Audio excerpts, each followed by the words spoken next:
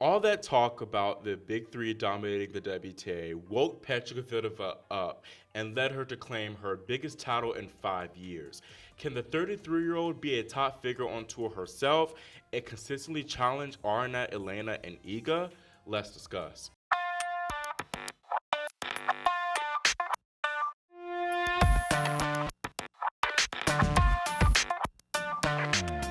Petra Kvitova has claimed her 30th tour title and 9th WTA 1000 trophy after beating Elena Rybakina 7-6, 6-2 to win the 2023 Miami Open.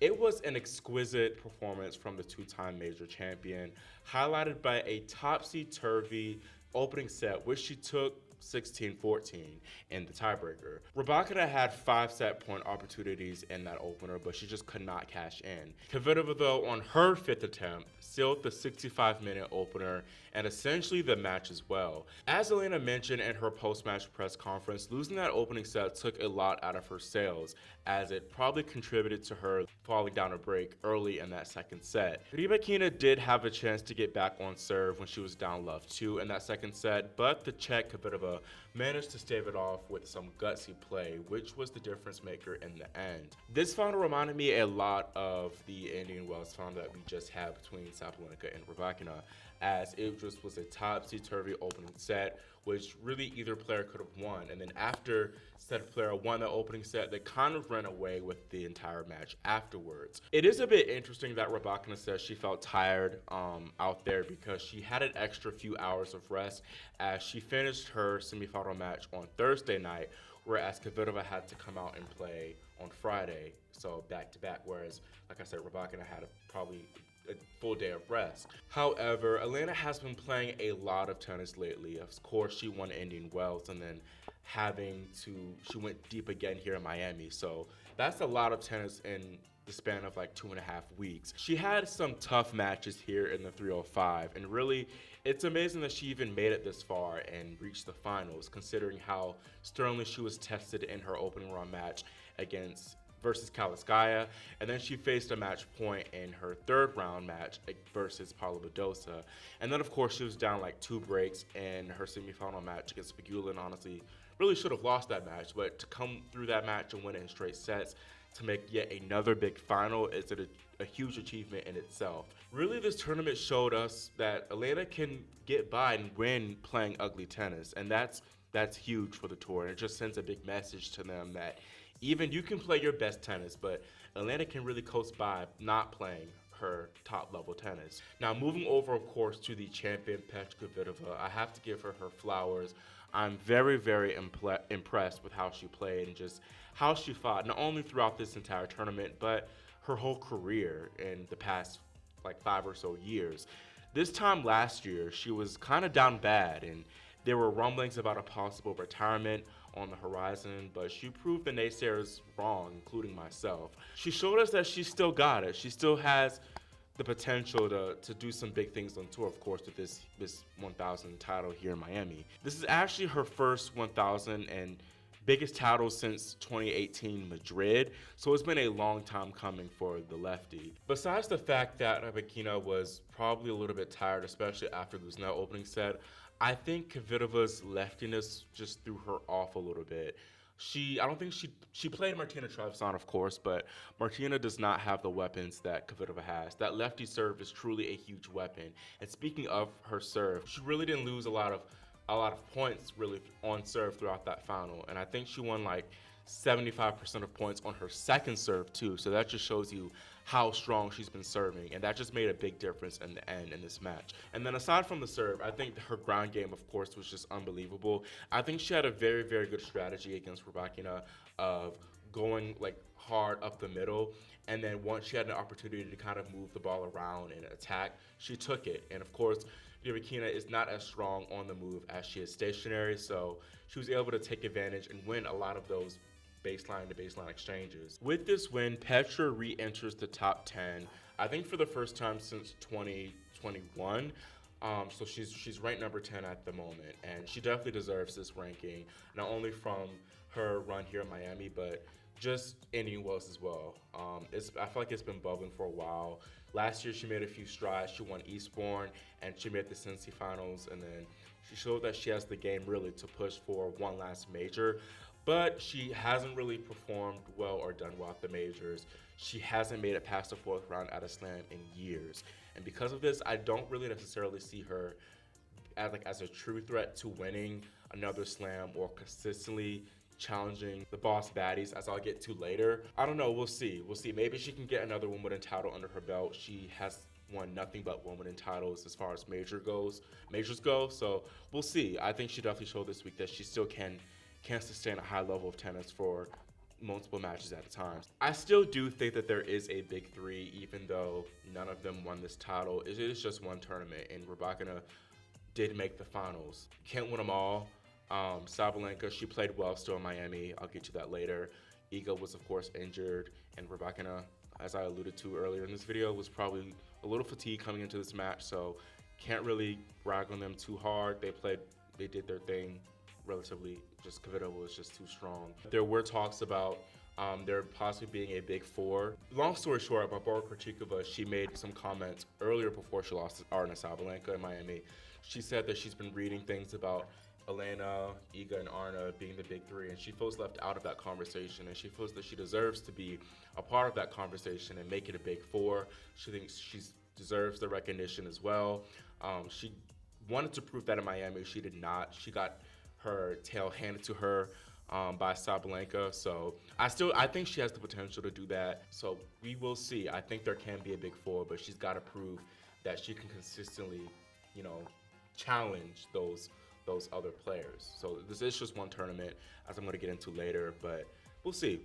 Before I kind of talk about that, I want to mention Bianca Andreescu. She suffered a freak, just awful injury in Miami during her fourth round match against Ekaterina Alexandrova. She fell, she misstepped, I believe she kind of slipped and fell, and she ended up tearing two ligaments in her ankle. She just screamed in pain after falling on the baseline. It was so just awful to see and hear, especially because she was playing so well this tournament. She beat two major champions in Emma Raducanu and Sofia Kenin, who were playing well themselves, even though their rankings aren't that high. And then, of course, she beat Maria Sakkari in the second round. So I honestly think that she could have won this tournament. She was down a little. She did lose the first set against Alexandrova, but she was up a break in that second set against her. So it's just a very, very unfortunate injury for Andreescu.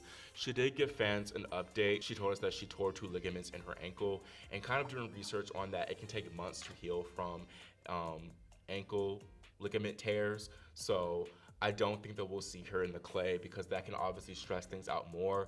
So I foresee her coming back maybe for the grass, definitely this summer hard court swing. So maybe somehow this can be a positive thing. I know in 2019, she was out from after Miami until Toronto, and she just had an incredible summer there. So hopefully maybe it's the same for her. I think she deserves it. She's been playing great tennis lately. So once again, just an awful thing. The bright side of it, she's still 22. I think we forget that she's still very young, and she has a lot of time. I think she can really have 10, 15 good more years on tour. So she's just so talented, and I just really think the tour will be better with her at the top of her level playing good tennis. So once again, just speedy recovery to you, Bianca, and I hope to see you back out as soon as possible on tour, killing it. Now I'm about to transition to my rankings. Once again, these are my top 12 players on tour, in my opinion, based on the last 3 to 6 months of action. But I take into account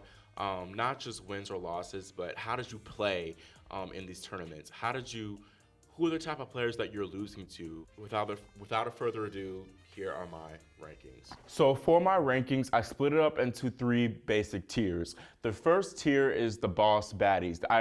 In my last video, I referred to these as the top girls, but I don't like that. They're not girls, they're women, they're strong queens, and I will be calling them boss baddies because they're just the top women on the tour. These are the women that will be the favorites every time they enter the tournament. And if they lose, it will be a pretty big surprise. The first boss baddie, the rankings are still going to be the same, except we have one less boss baddie in this week's ranking, which I'll get to later.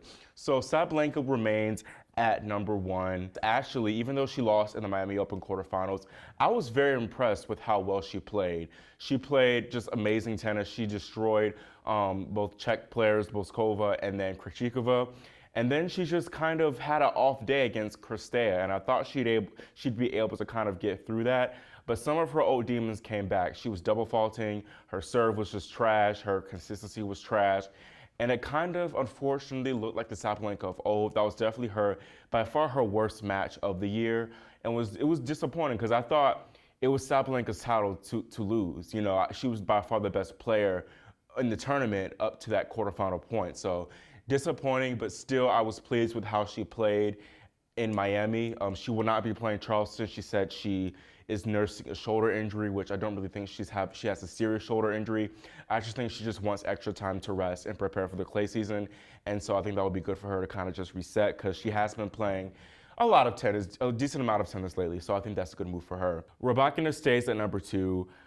Just an unbelievable year she's had so far. Basically making the finals of all the 3 biggest tournaments of the year. Melbourne, she won Indian Wells, and then she just made the finals of Miami. Now, had Rybakina won Miami, she would have been number 1 boss baddie because pulling off the Sunshine Double is just an incredible feat. It was disappointing that she was not able to come through here and take the title here in Miami, but still just an overall just excellent performance from her. Just for the fact that she even managed to make the finals, playing not her best tennis shows that she really is here to stay. Iga Swiatek, not really much to say for her because she did pull out of Miami due to like an abdominal injury. Still, she's just an unbelievable talent and strong player. I'm interested to see how she plays and comes out and fares against her fellow boss baddies and against the rest of the field in the clay season because she will kind of be more of a favorite in my eyes to not dominate, but kind of do the best overall in the clay season. But it'll be interesting. She's nursing that injury. She has tougher competition or stiffer competition in my eyes. So I'm intrigued to see how she does. So now our next category is the wing women. As you can see, I wrote the names a little bit bigger because the boss baddies were really small. So here you can see them more clearly. The first wing woman at number 4 on the overall rankings is Jessica Pegula. She moves up. I believe she was number 5 last week, but I was really pleased and impressed with her Miami Open campaign this year. She had a really, really tough match against Anastasia Potapova, and she came very, very close to losing that match. But I was very impressed with her fighting capabilities, especially after she lost that very, very tough match to Petra Kvitova in the Indian Wells 4th round. She very easily could have kind of crumbled and been like, oh gosh, here's another close match I'm gonna lose. But instead she buckled down and just hunkered down. And throughout all the rain delays and finishing that match at 2 a.m. in the morning, she really showed that she too can win ugly. She does everything well. She sort of has the potential kind of to be a boss baddie, but the problem is having that belief in the big moments. She can easily, the reason why she's a wing woman, once again, these are the players that they're just consistently solid and they very rarely have a bad loss. And so still here, she did not have a bad loss. She lost to Rybakina in the semifinals of Miami. However, that was a match she should have won. A boss baddie wouldn't have lost that match. She might just be forever stuck in wing woman's territory and wing woman status because she has the skill. She just cannot get over that mental hump. And it's something similar to what Maria Sakkari is going through as well. So that's kind of unfortunate for her, but hoping and praying that she will be able to get over that hump. Now, next on this list is Barbora Krejcikova. She used to be a boss baddie / top girl, now boss baddie. However, I have demoted her to wing woman status. And I am doing that because even though she did lose to a boss baddie in Miami and Sabalenka, she lost 3-2. Sabalenka played well in that match. However, you cannot be a boss baddie and just lose like that, lose that poorly. So I'm just a little bit weary, you know. I think the clay season would be a great opportunity for her to prove that she can be a boss baddie. She actually made some interesting comments this past week in Miami, and she was talking about how she's noticed that there's been a lot of conversation about there being a big 3 on tour, and she wants to be involved in that conversation as well, make it a big 4. She's really got to prove herself this clay season. She did win the 1000 in Dubai. However, to really cement herself as a boss baddie and as a big four player, she needs to go beyond that, because right now she's just in the same category as her fellow 1000 Czech winner, and Petra Kvitova, who takes our 6th spot. Now, Petra Kvitova, obviously she's going to move up in the rankings because she just won this big title. She beat Rybakina in the final, so that's a great win in and of itself. But also, aside from Miami, she played well, very well in the Indian Wells, and she was close to beating Maria Sakkari and advancing to the semifinals there. So that's one thing. I'm not too sure, though, whether she has the consistency to kind of consistently challenge for those big titles. Clay is not her best surface, so heading into the clay season, I don't know how she'll fare exactly, but she can still obviously play on the surface. She's won Madrid, of course, and she's made the semifinals of Roland Garros twice, so it'll be interesting to see whether she can maintain that form into the clay season, and potentially, I don't see her working her way to becoming a boss baddie. She's just not consistent, and she is 33 years old, not to be ageist, but I'm just not sure. But for now, she'll be promoted to wing woman status. I was very pleased and proud of her. Now, moving down in the wing woman list is Coco Gauff. She lost in the 3rd round of Miami to Anastasia Potapova. It was a weird match because she should have lost the first set. She was down like 5-2, and she managed to come back and win that first set.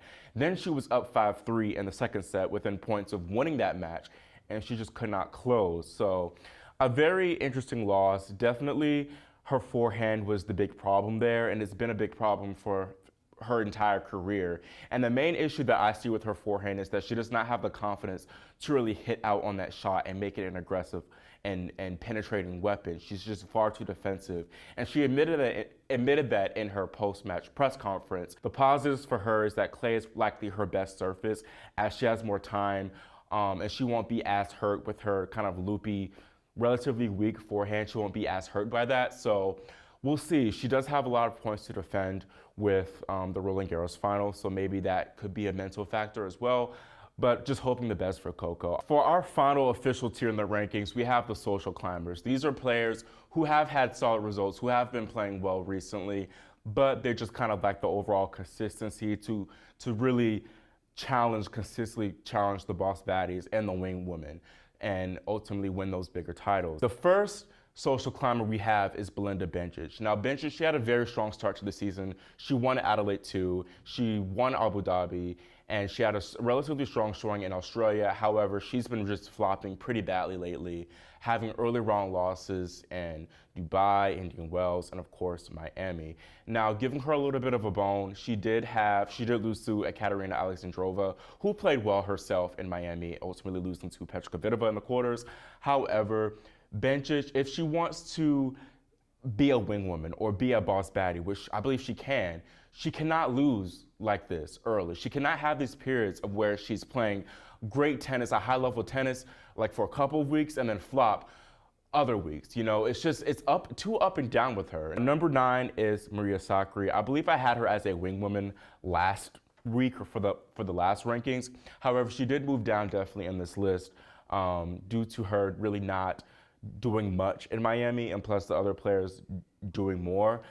Giving her the benefit of the doubt, she did have a very tough match, opening round match against Bianca Andreescu, and she lost that in 3 sets, so tough draw for her. Next is Donna Vekic. Really, we haven't heard much from her since she won Monterrey and since she made the Australian Open quarterfinals earlier this season. She's had a couple of early round losses during the Sunshine Double. However, I will give her a point because she had a tough loss against eventual champ Kvitova. Another decent clay player, Sorana Cirstea, who I have making social climber tier, pretty much because she's just been playing excellent tennis as of late. She made the Indian Wells quarters and Miami Open semis, of course getting a really good win over boss baddie Sabalenka. Now, even though I said Sabalenka had played a pretty poor match, Sorana Cirstea had the perfect game plan. She was consistent. She really aggravated Sabalenka and giving her her 10. She served very well. She doesn't have the biggest serve, but she hits her spots very well, so that can get her a lot of free points. She did beat Caroline Garcia twice in a row, actually, in the Sunshine Double, so she gets another point there. Now, former Roland Garros champion Elena Ostapenko is number 12 on this list. She, of course, made the Australian Open quarterfinals earlier this season, and she made, I believe, the Indian Wells third round, losing to Kvitova, and then she made the Miami fourth round, I believe. She beat Haddad Maia, but she ended up having a weird loss to Martina Trevisan, which should not happen, which is my gripe with Ostapenko. She's obviously so talented, but she's just very inconsistent. I added something new. We had the honorable mentions, just players, shouting out players who have impressed me recently. We have two Russians here actually on the honorable mentions list. First is Varvara Krejcikova. I've been very impressed with her from what I've seen from her this Sunshine Double. She's had a lot of good wins. She qualified actually for both Indian Wells and Miami and made the fourth round in both. So that's incredible, playing all those matches. She's probably played like around the same amount of matches as Rybakina, to be honest. So I'm very, very proud of her. She's taken a lot of great names too. She beat Kazakhina and Indian Wells, and then she most recently beat Ons Jabeur. She destroyed Jabeur 2-2 in Miami. So pleased with her. She pushed Petra Kvitova a lot in that Miami Open fourth round loss. So the second Russian on this honorable mentions list is Anastasia Potapova. Potapova has been playing very, very well lately. She won, I believe, Linz. She won Linz a few months ago, and then she performed very, very well in the Sunshine Double. Of course, as I mentioned earlier, she beat Coco Gauff, so a top 10 win there. And then she made the Indian Wells third round, losing to Pegula in a match that she, quite frankly, should have won. And then once again in Miami, she made the quarters, but once again lost to Jessica in a match that she really could have won. Her backhand is unbelievable. The forehand isn't as strong, but still relatively decent. It's not really a hindrance for her.